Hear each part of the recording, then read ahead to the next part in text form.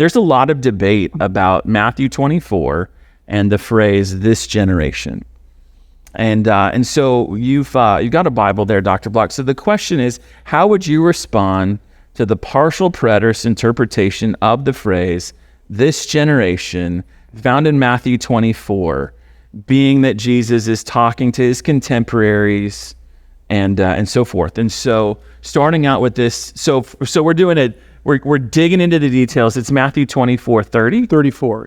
And so if you want to look at your Bibles right now, Matthew 24:34.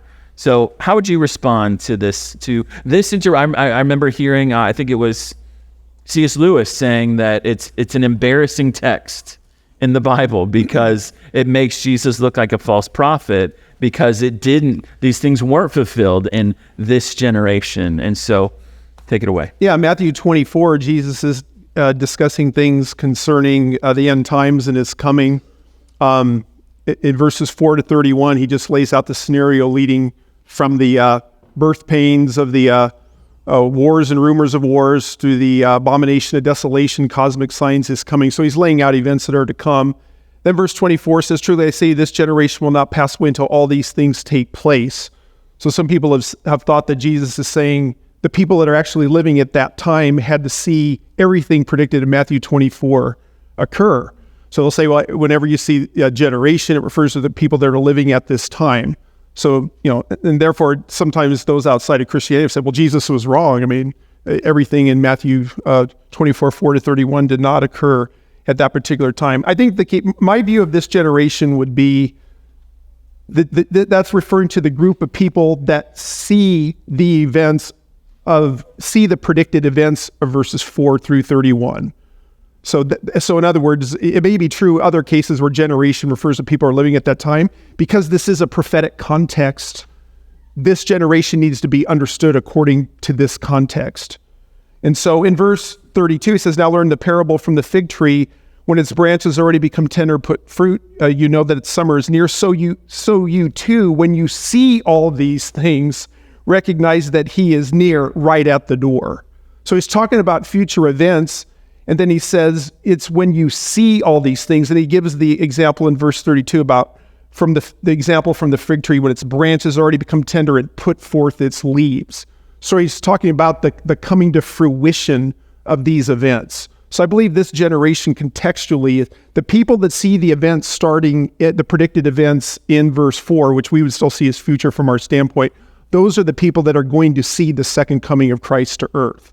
So the reason this generation is referring to a future generation is those events haven't occurred yet, and Jesus is speaking in the context of the future. And he will also say in verse 36, "But of that day and hour, no one knows." So he's actually telling there, you can't just say, oh, it has to happen in this certain amount of time. It has to happen within a few years after this statement. He's telling you in verse 36 that when it comes to the outbreak of what I would consider to be the day of the Lord in this particular section, that no one knows. And you can't put any kind of date on it. It's going to come unexpectedly. So I think the key thing there is, of course, this generation is an important part to understand, but there's also other things going on that we all have to harmonize. The fact is the things that are talked about in here, like the abomination of desolation, cosmic signs, Israel scattering with the abomination of desolation, and then gathering and being restored in connection with the second coming. Matthew 24, 30 to 31 is talking about the second coming of Christ. All those things have to be taken into account. So the best harmonization of this is to see there's many things in Matthew 24 that have not occurred yet. They're still future from our standpoint. And then contextually from verses 32 to 36, that this generation is the people that sees the unfolding of the last days events that start in verse 4. I think that's the best way to see it. And that view takes into account both the significance of this generation and the events that are described here. Often people who say this generation had to refer to the first century, they have to start spiritualizing things like the cosmic signs and other things because it doesn't appear that those things actually occurred in the first century. So we got a number of questions on this, and so let me ask a follow-up question then along these lines. So when it comes to what you just said, I think was helpful. Jesus says this generation on the one hand, and then a couple verses later, he says, nobody knows the day or the hour. Yeah.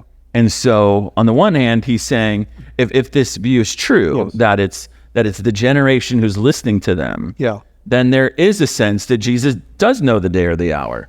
He's saying it's going to happen at this time, where just a few verses later, he says, nobody knows when it's going to happen. So I think what's going on is when Jesus says, but of that day and hour, no one knows, he's actually talking about verses 4 through 31. So like for the people living during the time of the unfolding of verses 4 to 31, if for those living at that time, they know the second coming is going to occur very, very quickly. And Jesus steps back in verse 36, in light of verses 4 to 31, says, but of that day and hour, no one knows. So when it comes to the outbreak of the day of the Lord, nobody knows. But when it does break forth, those that see the events described in 4 to 31, they will see that is the generation that will see the second coming. So you have to understand that this generation needs to be understood in this future prophetic context, dealing with events that have not occurred yet. So when it comes to this generation then, how many views are there of what this generation means?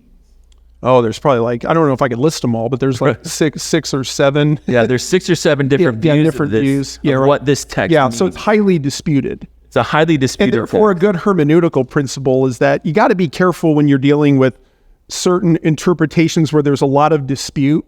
I think one of the problems with preterism is that they have to have their understanding of this generation be correct in order for their system to be true. And it is disputed. Now, again, if something's disputed, it doesn't mean you can't have a strong conviction about it. But I think oftentimes what happens with preterism is they make that the defining issue of the Olivet discourse, when there are different credible views of it. And I personally don't think that their understanding of the events that are occurring, I think things have to be spiritualized in order to have their understanding of this generation be Meaning correct. they can't just take the words at face value. Yeah, I mean, cosmic signs are cosmic signs. Like in chapter 24, verse 29, the abomination of desolation, which leads towards the destruction of the Antichrist that hasn't occurred yet. Like I said, the gathering of Israel and verses 30 to 31, those are events that are still future from our standpoint. So remember, when you're dealing with this issue, you not only have to get this generation right, you also have to get the fulfillment of all the prophetic events that are discussed right. Oftentimes I see people say, nope, this generation demands this current group of people in the first century, and then there's non-literal understandings of the rest of the passage which don't fit. So I think our view is most correct. This generation, just in its context, is referring to the people that see the things that are discussed, and those are things that are still future from our standpoint, so therefore we hold to a largely futuristic understanding of Matthew 24. Hey, thanks for tuning in to our Redeemer YouTube channel. If this is helpful for you, please make sure that you like this video, smash the subscribe button, and hit that bell icon. It will help us reach more people with biblical truth. Thank you so much.